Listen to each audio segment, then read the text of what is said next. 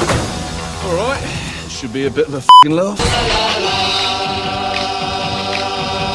One banana, two banana, three banana, four. Now, you know what, ladies and gentlemen, it's been a heartbeat, or should I be fartbeat, if you remember that Nick Berry series on ITV, since I talked about The Boys, the Garth Ennis-inspired live adaptation of the comic books from Garth Ennis. I don't know why I said that, but I'm keeping it in this introduction. So I found myself watching Blood and Bone before Drinker's stream last night. In case any of you missed it, I made my debut on that wonderful Scottish man's live stream open bar. It was absolutely fantastic. And for any of you who discovered me through that, because suddenly my subs went up today, thank you very much for finding me and my channel. I hope I don't disappoint you today, but honestly, I haven't done one of these meaty, juicy reviews in a long time. And we're going to get into it because honestly, I've only watched seasons 1 and 2, which I did enjoy. Then I jumped off 3 and 4 because I heard some really bad things. Jensen Ackles, a soldier boy, apparently was very much mistreated. Surprise, motherfuckers. So let's get into my thoughts about the final episode for The Boys. Certainly not back in town, to quote the great Thin Lizzy and Phil Lynott. Yes, hallelujah, it's the video show. And now, the man the BBC calls... Jason King on Kung Fu Hot Dog.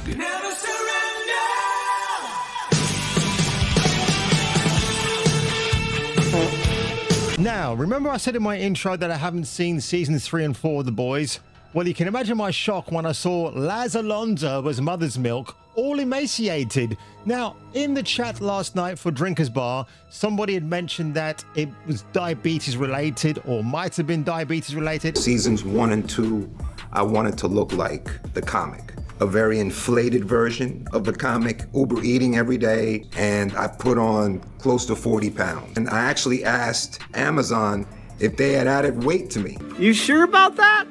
Can't blame the man. I like my food as much as anybody else. But to say that you're losing weight to be more in line with your character's struggles in The Boys doesn't make a whole lot of sense to me. It still sounds like you want to shred because everybody else is Ozempic in Hollywood, and that's the in thing to do.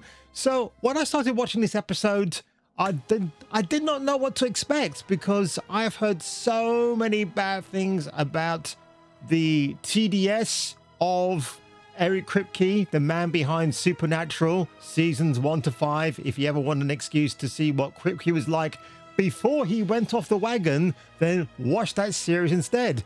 As I said on Drinker Stream last night, I'm glad that Kripke did not drag in Sarah Gamble from Supernatural. She was the other mainline writer of that series for The Boys. She stayed well away, and good for her that she did. Now, the story picks up where the boys are getting ready to descend on the White House to take out Homelander, who's about to make his big speech to the nation. And of course, anybody who disagrees with him, sidekicks in his midst will seek those out who don't agree with him and burn them alive, or words to that effect. Of course, Ashley, who is the vice lady president at the moment, is somewhere to be seen with Prophet Brohammed, who, when I first saw him, I thought was John Cryer from 2.5 Men in blackface. Had they gone with that and really did make that casting choice and decision, I would have found that absolutely hilarious because it would be in keeping with the edgy tone that this series established from season 1. No. When Seth Rogen and other people like him are involved, you have to wonder why this show has devolved into the way that it has. So, for example, I just found out that Frenchie died. He was the boyfriend of Kimiko. And can you believe that while Huey was eulogizing Frenchie, we found out that Frenchie's a bit of a voyeur of sorts because he kept talking about the team's bum holes. Now, as a guy that enjoys ladies' bums a lot, I'm a big fan of the Peaches, just like the President of the USA, if you remember that song, or the Stranglers even. Walking on the beaches, looking at the beaches. But going to the beaches and seeking out the Peaches was not Frenchie's modus operandus. He liked to peek at people's body holes through the toilet. Don't ask me. Ironically, it's toilet humor from Seth Rogen. So what more can I say? Bear in mind, folks, I've not seen the previous seasons. We have this character called Lady Sage and Onion. And the reason why I do call her that, because every episode you see of her, she's stuffing her face to the brim of everything. So I guess Miss Diabetes has no issue with that. Not making her co-star, Laz Alonso, as Mother's Milk, feel completely uncomfortable with his own self as a slimmed down version of skimmed milk. And a few moments later, assigning himself as Geiger counter, thermometer, reader, Huey establishes that Ms. Kimiko is at full radiation atomic capacity, to which Lady Sage and Onion reminds the gang and everybody else that she also made a contribution to bring her back up to full radiative state, and then proceeds to leave through the front door, never to be seen again. No accountability, because I guess, yes, she's black. What else other reason are we going to have for giving her that exit? And also the fact that she said, well, I better get out of here because Homelander won't find me wherever I hide. He is a self-assigned god. Of course he will find you, love. Are you kidding? It works. Yo, I did stuff too. Now, when it comes to the infiltration of the White House, this part made me laugh because, again, if you saw White House Down with Channing Tatum and Jamie Foxx, they talk about the infamous secret tunnels that JFK smuggled Marilyn Monroe through, in and out, if you know what I mean. But guess what? They're going to take that route again, because I guess Homelander is kind of expecting them. There is only one minimal security detail that I counted, because that's who we saw got knocked up by Billy Butcher. Hang it, pal. There weren't no door here on them blueprints. Nope. When he gets into the fight with Homelander, I didn't know Billy Butcher had powers. So that shocked the hell out of me. Now, this is where it kind of gets very kaflooey, very convoluted, because the fight scene itself is very well done. Lots of punches being traded. But something struck me as a bit odd, because when Highlander unleashes his deadly laser eyes, cutting through not just the environment in where they're fighting, but for some reason Kimiko gets hit but isn't incinerated. Because of course we remember Ahsoka, don't we, where Sabine gets lightsabered but somehow manages to get up and walk away. But I guess if it was a man, he'd be dead straight away. Now the big question I've got to ask is, why didn't Kimiko blow up in a ball of nuclear flames? Because I guess maybe her power protected her for a few moments? It's a bit hard to tell. Of course, we do get to the anticlimactic climax, that is the demise of Homelander. At this point, I was feeling sad for the dude, because I've always loved Anthony Starr, and his portrayal of Homelander is one of the greatest villainous portrayals I've ever seen on the small screen. The guy deserves so much plaudits, but I'll come back to him at the end of this video. But honestly, the way Billy Butcher takes him out, and before he takes him out, Homelander getting on his hands and knees, saying that he'll do anything to Butcher, like sucking his eating his poo-poo and drinking his pee-pee. I kid you not, that's not the sort of thing he would say, and that's not the sort of behavior that Billy Butcher would condone. So it was a very strange. Oh, wait a minute, I know what it is, because we have Seth Rogen writing all the juvenile jokes with Eric Kripke, because again, we hate Donald Trump, we hate this, we hate that, we're gonna just stick it in your face. I have to mention the fact that Elon Musk is referenced here as well. It is a very subtle reference. Who the fuck is that? Gunter Van Ellis, world's richest man. 17 children, amateur astronaut. So? He represents a consortium of billionaires and... So what does Homelander do? He takes him into space within 3 seconds. It'll probably take about, I would say, less than 20 seconds, but 3 seconds. It's a bit of a stretch, guys. Come on. What did you... He's an astronaut. I took him to space. Now, of course, Starlight, as played by the once beautiful Erin Moriarty,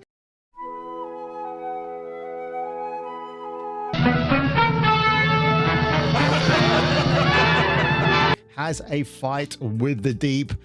And how does he go? Well, getting skull by a squid? Or was it an octopus? Either way, I did not care. Again, the deep's impenetrable skin is supposed to protect him, but apparently where he was in that part of the ocean, he was left unimpenetrable. I don't know. It's the bizarrest thing I've ever seen. Even Moriarty, who's...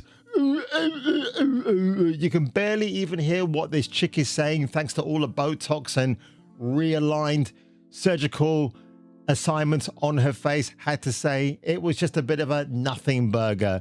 And then we get to Billy Butcher, because as Billy's son reminded him, listen, Dad, you're not as good as the other guy that just got killed. So once you hear that, you know Billy Butcher is going to die. He's back at Vought Towers. He's about to unleash a virus to wipe out all the soups.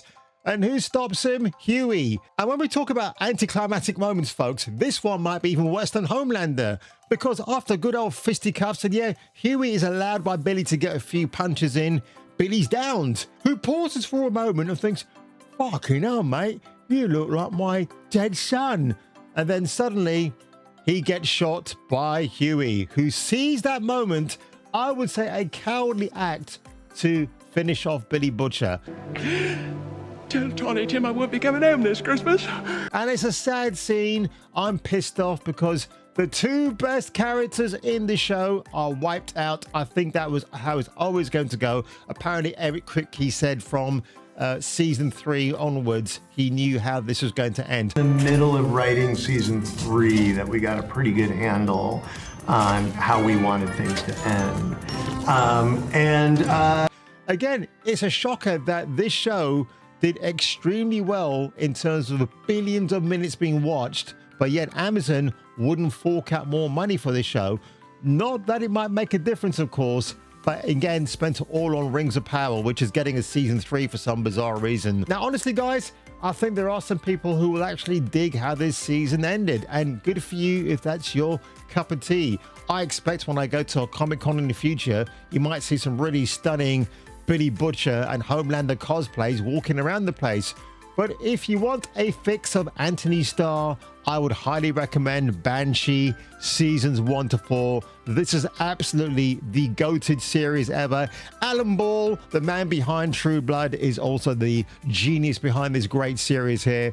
If you've never seen it, Anthony Starr as Sheriff Lucas Hood, the walking, talking sex machine, to quote James Brown. Yeah, because the running joke of this series, almost every episode has a beautiful woman like Lily Simmons disrobing and showing their goodies off. It is a sight to behold. And of course, Lucas does his bit to show off his bum to the screen, because we like a bit of star bum, don't we? So that is my review, folks, for Blood and Bone, the final episode, season 5 for the boys. What did you think? Were you disappointed? Are you tired of Eric Kripke's anti-Trump syndrome? I guess many of us are, but yeah, if you don't read between the lines, folks, that's exactly what this show is. Just an attack on Christianity, America itself, and hey, if you don't get the joke, you're absolutely dumb. I'll go get cleaned up. Might as well look pretty for my mugshot. But somebody else who isn't dumb are you guys out there. Thank you very much for tuning into this video today. And if I were you, and if you were me, get your Blu-ray copy of Banshee and watch that from start to finish. Because yes, they're 10 episodes each. They're 1 hour long each, but you get the best time of your entire life. And I will catch you catching me for the return of the next video.